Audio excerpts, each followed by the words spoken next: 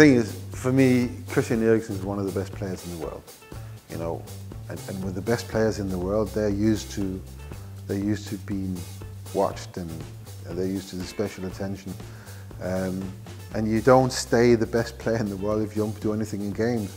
If you're just taken out of a game, then you're taken out of the game. And then you go from being one of the best players to going to be one of the most irrelevant players. But Christian Eriksen, he produces big performances every week, every game he plays. He plays every game. You know, he's never rested. He's one of those rare type of players who wants to play every game and can play every game.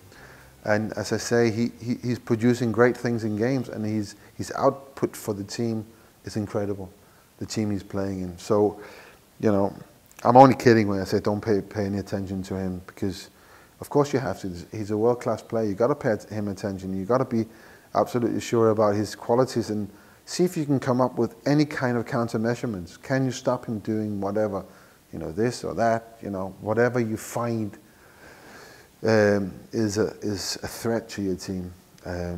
But my point of don't pay him too much attention in that respect is that if you pay him that much attention, you say him's got to keep an eye on him, that would leave space for other players.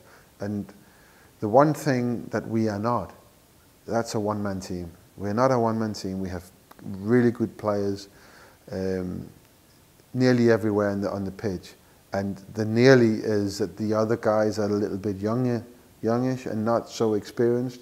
And we've seen this in the last game we played, that the inexperienced players were not producing the level that we know they can, and that sort of that made the team a little bit worse for it. But that will come with time. We know that once you gain experience and you can play to that level every time. So, you know, Eriksen is good, but there are other good players in that team. This is massive. A lot of them would never, ever, ever have taken part in anything as big as this. This is 2 games, and if you come, the successful outcome of that is World Cup tickets. No one, or some of them, but a lot of them haven't been in that situation, so you don't know. You don't know what's going to happen. And you know, you might just end up with Ireland being, because of the way they play, be the most capable of dealing with that situation. I don't know.